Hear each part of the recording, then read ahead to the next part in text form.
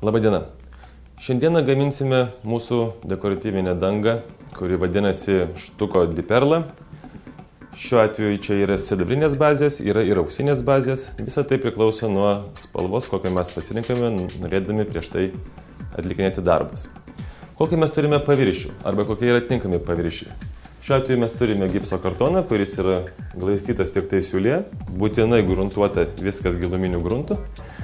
Jeigu tai būtų paviršius tinkuotas, jį reikėtų būtinai visą persiglaistyti. Paviršius mums reikalingas paruošimas, vadinamas bent jau Q3 kategorija. Tepsime mūsų zamgruntą, jis jau bus tam tikros spalvos, panašios, kuri yra jau paruošta štuko di perla spalvai. Taigi mūsų įrankiai bus tik volelis, venecijietiška glaistyklė ir kelnė. Taigi ir pradėsime nuo grunto dažo.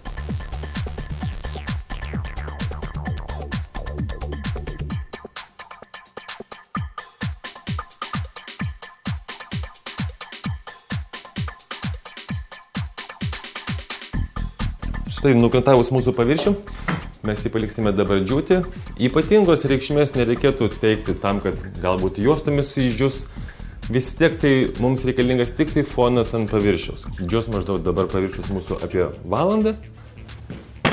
Nudžiūvus mūsų pigmentuotam gruntui, mes dabar tepsime mūsų kitą dangą.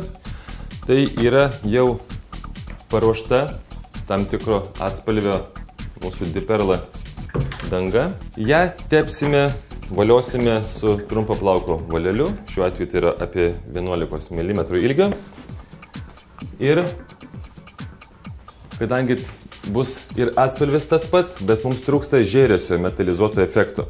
Vadinasi, mes šią dangą atsiskaičiavę, kiek mes turim kvadratų, nuo šio kibirėlio mes turime atsipilti į kitą ir reikės atsiskiesti tą atpiltąją dalį 20% vandens.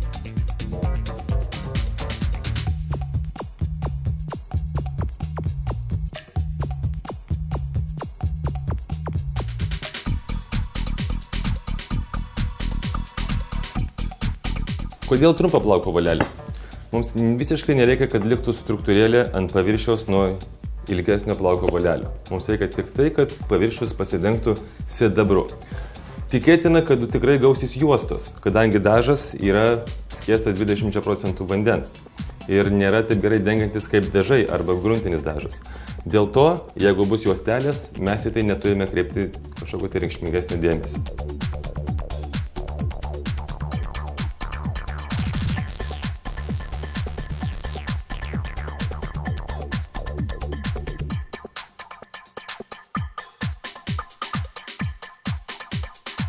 Džius maždaug apie porą valandų, turi gerai paviršius išdžiūti, tam, kad galėtume jau eiti su mūsų, vadinkime, paskutiniuoju sluoksniu. Na štai, išdžiūvus mūsų tarpiniam sluoksniui, mes dabar šių įrankių pagalba, venecijietiška kelnė, dengsime jau nebeskiestą mūsų dekoratyvinę dangą. Darbo principas bus tas, kad mes turime paviršių šių įrankių pagalba. Vos ne kaip glaistymo metu, būdu, užsidėti tam tikras sluoksnį, nereikia jo labai nuimti, nelaikyti įrankio dideliu kampu. Mums reikės ją kaip užtepti ant paviršiaus ir po kažkurio laiko, tai maždaug 2-3 minutės, mes grįšime tą paviršių mūsų, kaip ir tarim, modeliuoti.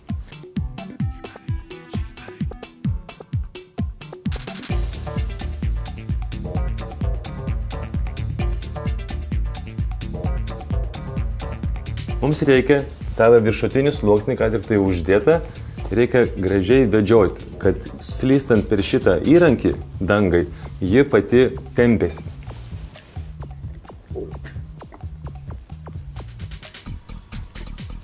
Kartais nutinka tokiu atveju neišvengiamai, kad mūsų įrankis tiesiog prilimpa. Tai nėra didelė bėda, mes per šitą paviršių vėlgi kampu į skirtingas pusės tai išvedžiojame.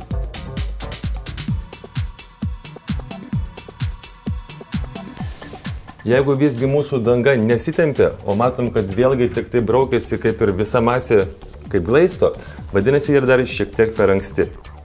Tai galime tada savo medžiagą dėti toliau.